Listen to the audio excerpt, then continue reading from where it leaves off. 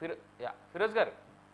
Right. Firoz గారు మళ్ళీ connect అవుతారు. రైట్. మనం ఒకసారి వేణుగోపాల్ గారి దగ్గరికి వెళ్తాను నేను. వేణుగోపాల్ గారు. సార్ నమస్తే అవినాష్ గారు. నమస్కారం అండి. మోడీ గారికి అసలే జనసేన పార్టీ అధినేతతో చాలా దగ్గర సంబంధాలు ఉన్నాయి. ఇన్ఫాక్ట్ చాలా మంచి మిత్రులుగా కూడా ఇన్ఫాక్ట్ బీజేపీ ఎత్తుకునేటువంటి చాలా మాటల్లో, బీజేపీ చెప్పేటువంటి చాలా మాటల్లో కళ్యాణ్ గారి మాటలే చాలా పెద్ద ఎత్తున కనిపిస్తూ ఉన్నాయి కూడా. ఇన్ఫాక్ట్ ఆయన పెద్ద ఎత్తున గలం కూడా ఇప్పుతా ఉన్నారు. సో దేశ భద్రత కోసమని, దేశమని అనేటువంటి మాటలు 2 రోజులుగా మనం చూస్తున్నాం. ఇవాళ అయితే ఇంకా చాలా హాట్ కమెంట్స్ కూడా చేశారు.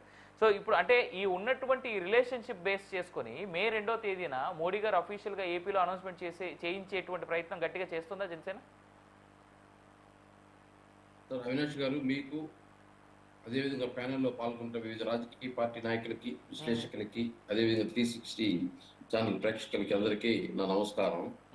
అవినాష్ గారు, ఈరోజు ఆంధ్రప్రదేశ్కి ఏదైతే రాజధాని స్టాండర్డ్గా లేకుండా ఈ తమిళనాడు నుంచి హైదరాబాద్ నుంచి మళ్ళీ ఏదైతే అమరావతిని మళ్ళీ ప్రతిపక్షాలు ఆ రోజు ఏదైతే అధికారంలో తెలుగుదేశం పార్టీ ఉంటే ఆ రోజు ప్రతిపక్షంలో ఉన్న వైఎస్ఆర్సీపీ అధ్యక్షుడు మాత్రం జగన్మోహన్ రెడ్డి గారు ఖచ్చితంగా నేను అమరావతినే ఏదైతే సపోర్ట్ చేస్తున్నానో రాజధానిగా అని చెప్పిన వ్యక్తి ఏదైతే 2019 నుంచి 2024 వరకు ఏ విధంగా దాన్ని వాడుకోవడం జరిగిందో, అమరావతితో పాటు మళ్ళీ విశాఖపట్నం, కర్నూలు అని చెప్పి రాష్ట్ర ప్రజలను కన్ఫ్యూజన్ లో పెట్టి ఒక శాశ్వత రాజధానిని మనం అభివృద్ధి చేసుకోక ఏ విధంగా ఇబ్బంది పడ్డామో చూసాము. కాబట్టి ఈ రోజు ఏదైతే చంద్రబాబు నాయుడు గారు తన ఏదైతే ఇల్లు కట్టుకుంటున్నాడో ఆ గృహం వద్ద ఒక మీటింగ్ లాగా ఒకటి పెట్టి ఏదైతే రైతులతో ఏదైతే అమరావతి రైతులు ఏదైతే భూములు ఇచ్చారో రైతులతో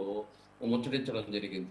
ఖచ్చితంగా ఏదైతే ఇప్పుడు జరిగిన తప్పిదం జరగకుండా పూర్తి స్థాయిలో రాజధాని చట్టబద్ధం చేస్తా అని చెప్పి ఒక హామీ ఇస్తూ, అదే విధంగా వాళ్ళకి లోన్లు కానీ అదే విధంగా వాళ్ళకి ఇచ్చి ఆ రోజు భూములు తీసుకున్నప్పుడు ఏమైతే వాగ్దానం ఇచ్చామో దాన్ని పూర్తిగా నెరవేరుస్తామని చెప్పి గత ప్రభుత్వం చేసిన ఏదైతే అన్యాయాన్ని మళ్ళీ జరగకుండా చూసే విధంగా చట్టబద్ధత చేస్తామని చెప్పేసి చంద్రబాబు నాయుడు పూర్తి స్థాయిలో హామీ ఇస్తూ ఈరోజు